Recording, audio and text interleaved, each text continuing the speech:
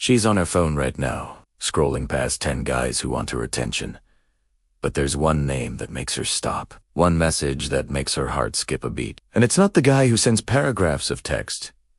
It's not the one buying her gifts. It's the man who understood something most men will never learn. A secret hidden in plain sight for thousands of years. And today, you're going to learn it too.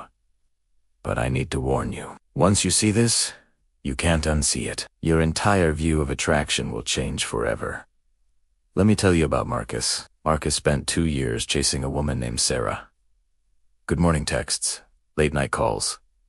He changed his schedule for her. He always said yes. He thought he was showing love, but what he was really showing was fear. Feared that if he stopped trying, she'd forget him. And you know what happened? She did forget him, not because he wasn't good enough, but because he forgot himself first. Then Marcus learned something from Carl Jung that changed everything. Jung said, "The meeting of two personalities is like the contact of two chemical substances. If there is any reaction, both are transformed." But here is what most people miss. You cannot transform anyone if you have not transformed yourself first. Marcus stopped chasing, not as a trick, but because he finally started chasing himself. His goals, his growth, his peace. And 6 months later, Sarah reached out, not because Marcus played games, but because he became a man worth reaching for. Today, I'm going to show you the real psychology behind attraction.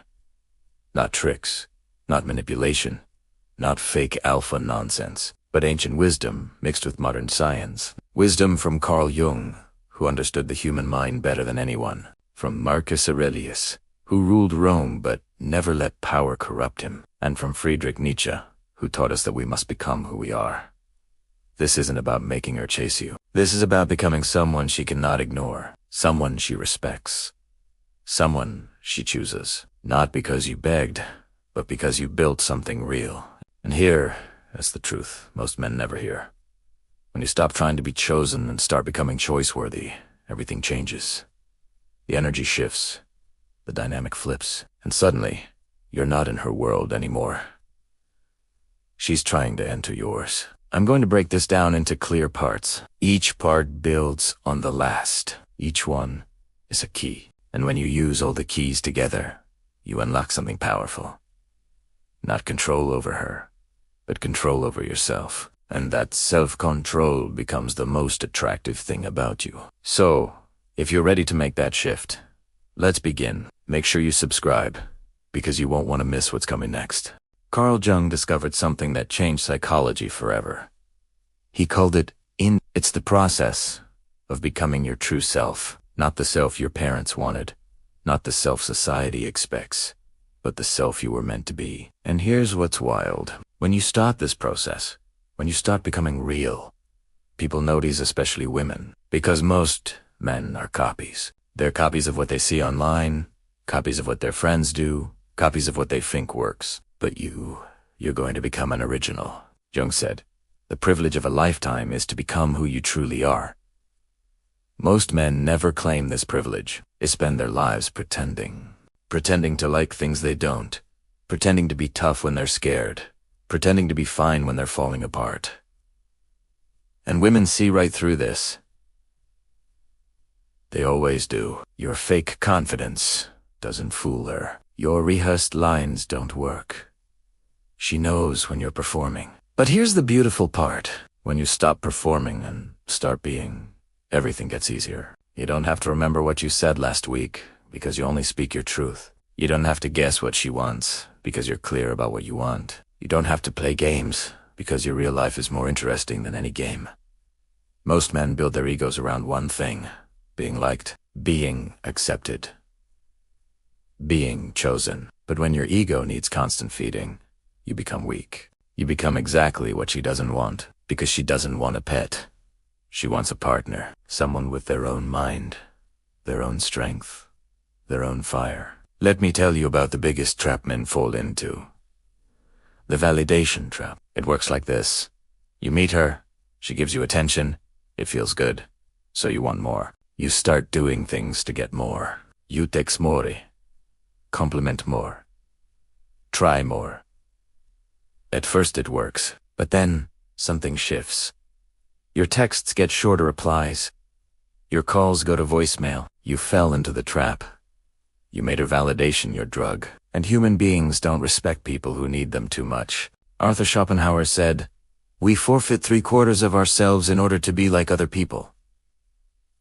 Think about that. You give up 75% of who you are just to fit in. And the irony is, the more you give up, the less there is to love. So here's something you can use today. I call it the self-respect principle. Before you do anything for her, ask yourself, would I do this for myself? If the answer is no, don't do it. This isn't selfish. It's self-preservation. Because when you only do things to get her attention, you build a fake version of yourself. Here's something most men never realize. She is a mirror. Whatever you feel about yourself, she will feel about you too. If you think you're not good enough, she'll think you're not good enough. If you believe you need to prove yourself, she'll believe it too. This isn't magic, it's psychology. The famous psychologist Carl Jung called it projection. We project our inner world onto the outer world, and people pick up on it. I once knew a man named David. Average looking, average job, average everything. But he walked into rooms like he owned them. Not with arrogance, but with a quiet confidence. He believed he was valuable, and women responded to that belief. They treated him like he was. Meanwhile, his friend Tom had everything. Good looks, a great job, money. But Tom didn't believe in himself. He felt he needed to earn love, and women treated him exactly how he treated himself. This is the mirror principle. Your relationship with yourself determines your relationship with everyone else. Nietzsche said, "He who cannot obey himself will be commanded by others." If you can't respect yourself, others won't respect you. If you can't love yourself, others won't love you. This is a hard truth, but the truth always is before it sets you free.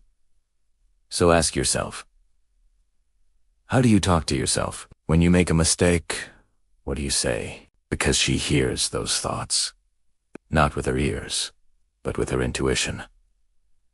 Your self-talk becomes your energy. Your energy becomes your vibe, and that vibe is what she feels around you.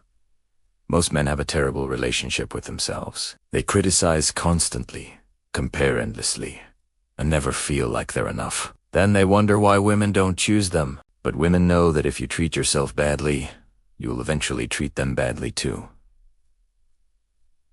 Now, let's talk about purpose. This is where boys become men.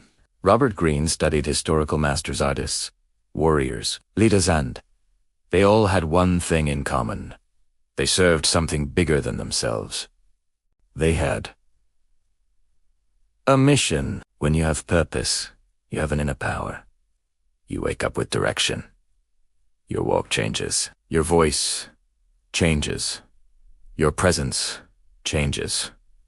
And she notices your purpose doesn't have to be ruling an empire. It can be building a business, creating art, helping people, or mastering a skill. The specific purpose matters less than having one. Purpose gives you gravity. It makes you solid and real. And a real man is rare. Think about the men she's dated. Most probably had no real direction. They drifted. But when she meets a man on a mission, everything changes. She sees his commitment, his dedication, his focus, and that is magnetic. Finally, we need to talk about boundaries. Most men have none because they're scared of losing her. But without boundaries, there is no respect. And without respect, there is no attraction. Your boundaries are your sword, not to hurt anyone, but to protect yourself and show how you expect to be treated. If she disrespects you, you can laugh it off. Or you can address it firmly. Every boundary you set is a statement that says, I value myself. And here's what happens. Weak women leave. They can't handle a man who won't bend to their every whim. But strong women, they lean in. They respect a man who knows his worth. They feel safe because they know you're solid. Your appearance will match your reality. This isn't magic. It's the daily work of choosing yourself. Let's talk about something incredibly powerful. Your presence. Not just being there physically, but your energetic presence. The feeling people get when you're around. Most guys are physically present, but mentally absent. They're sitting across from her, but their mind is racing. Does she like me? What should I say? They're so busy managing her perception they forget to actually be there. Carl Jung sighed, who looks outside, dreams. Who looks inside, awakes. Most men are dreaming about what she thinks, but an awakened man is present. Right here, right now. Fully engaged, and that presence is intoxicating. When you're truly present, you see her, not as a prize, but as a person. The way her eyes light up when she talks about her dreams, the way she fidgets when she's nervous. Being truly seen like that creates real connection. Your attention is a gift. Stop giving it away for free. Next, emotional mastery. This is where most men fail completely. They either suppress their emotions like robots or explode like children. Neither works. True strength is feeling deeply, but choosing wisely. She's going to test you. She'll cancel plans or take hours to text back. How do you react? Do you panic? Get angry? Or do you stay centered and calm? The mature man feels the frustration but doesn't lash out. He pauses, breathes, and then responds from a place of clarity, not chaos. That control shows her that even when things get hard, you won't fall apart. This all comes together with authenticity, because you can learn all the psychology and build all the purpose. But if you're not authentic, it's all meaningless. Women can sense when you're being fake, and it instantly repels them, Nietzsche said. Become who you are, not who you think she wants you to be. Stop pretending. Your goal is to be so comfortable with who you are that you're yourself everywhere, with everyone. Yes, some people won't like the real you, and that's okay. If she doesn't like the real you, she was never meant for you anyway. So, here's the truth. You can't make her pick you. You can only become someone worth picking, and that person is already inside you. When you do the inner work, when you face your shadows, build your purpose, and master your emotions, you become whole. And wholeness is magnetic. She doesn't want half a man who needs her to function. She wants a whole man who has chosen himself first. When you commit to your own growth, the right woman will appear naturally. Not because you chased her, but because you became someone she couldn't help but chase. Go do work. Thanks for watching.